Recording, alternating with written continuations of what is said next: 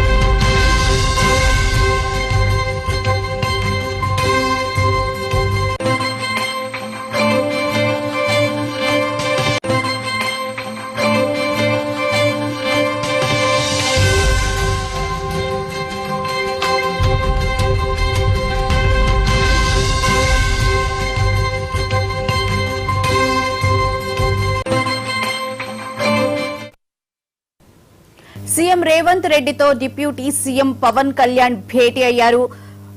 తెలంగాణలో వరదల నేపథ్యంలో ముఖ్యమంత్రి సహాయ నిధికి ₹1 కోటి విరాళంగా అందించారు AP deputy CM Pawan Kalyan. ఇక తెలుగు రాష్ట్రాల్లో వరదల వల్ల ప్రజలు అతలాకుతలమయ్యారని, ఏపీలోని 400 పంచాయతీలకు ఒక్కోదానికి ₹1,00,000 చొప్పున ₹4 కోట్ల సొంత నిధులను విరాళంగా ప్రకటించారు AP deputy CM Pawan Kalyan.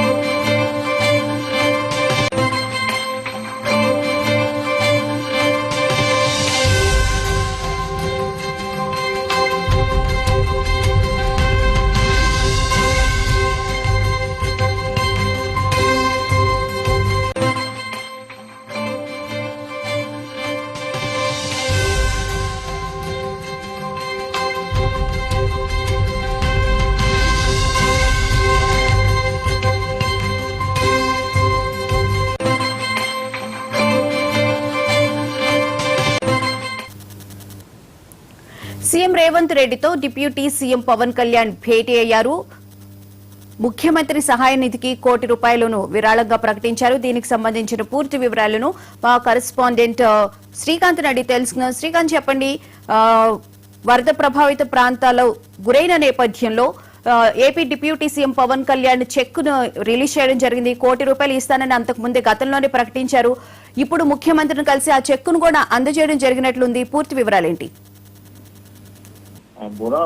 ఇదివరకే AP deputy CM Pawan Kalyan ప్రకటించారు, తెలంగాణ కూడా ₹1 విరాళం ఇస్తాను, అక్కడ కూడా వరదలు సంభవించాయి, ప్రజలు నష్టపోయారు, ఎక్కడున్న తెలుగు ప్రజలు ఇబ్బందులు పడ్డారు, ఈ కష్ట సమయంలో ఆదుకోవాలని చెప్పి ఆయన పిలుపునిచ్చిన నేపథ్యంలో ఇక్కడ తెలంగాణలో కూడా అభిమానులు ఉన్నారు. తెలంగాణ వ్యాప్తంగా కూడా జనసేన పార్టీ ఉన్న నేపథ్యంలో ఇక్కడ కూడా సీఎం రేవంత్ రెడ్డిని కలిసి ₹1 విరాళం ఇవ్వాలని చెప్పి నిర్ణయించిన నేపథ్యంలో ఆయన పేపర్లో కలవనున్నట్టుగా తెలుస్తుంది. సీఎం రేవంత్ రెడ్డి తన నివాసంలోనే కలవనున్నట్టుగా తెలుస్తుంది. అయితే ముఖ్యంగా తెలంగాణతో పాటు ఆయన ఏపీలో ఇప్పుడు డిప్యూటీ సీఎం గా ఉన్నారు. అక్కడ వరద సహాయంలో కీలకంగా వ్యవహరిస్తున్నారు.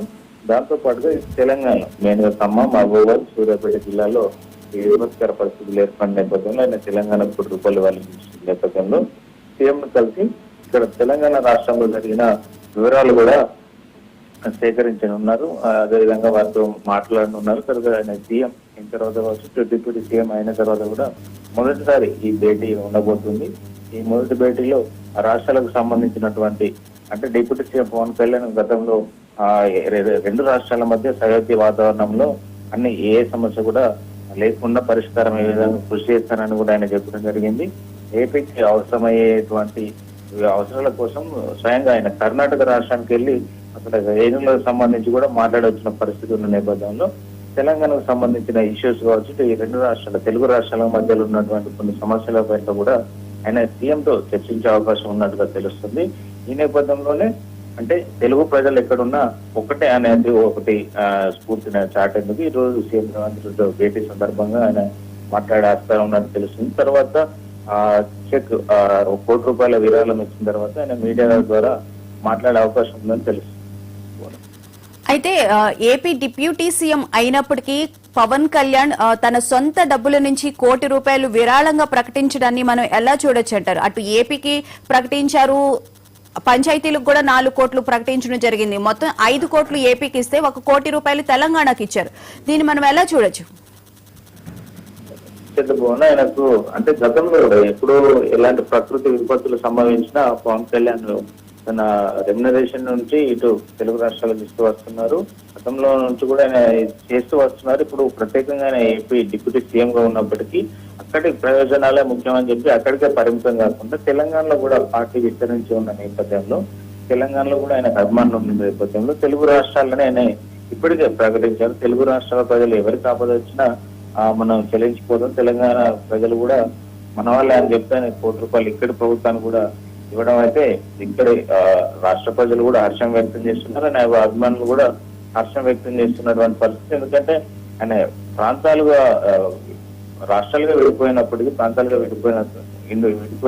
తెలుగు ప్రజలందరూ ఒకటే అనే భావన మొదటి నుండి పవన్ కళ్యాణ్ చెప్తున్నారు. ముఖ్యంగా తెలంగాణ ఉద్యమానికి సంబంధించి కొన్ని ఆయన గతంలో ప్రస్తావిస్తూ ఇక్కడ ఉద్యమ స్ఫూర్తి నాకు ఇక్కడ ఉద్యమాలే నాకు స్ఫూర్తి, అందుకే ఏపీలో ఉన్నటువంటి పాలన ఏదైతుందో దాన్ని వ్యతిరేకిస్తూ నేను పోరాటాలు చేస్తున్నాను. గతంలో ఆయన క్యాంపెయినింగ్ సందర్భంలో కావచ్చు, ఏపీలో పర్యటించిన సందర్భంగా కూడా ఇక్కడ తెలంగాణలో జరిగినటువంటి సాయుధ రహితంగా పోరాటం కావచ్చు, అప్పటి పోరాటాలకు సంబంధించి ఆయన ప్రస్తావించేవారు. ఇవి నాకు స్ఫూర్తి అని చెప్పి.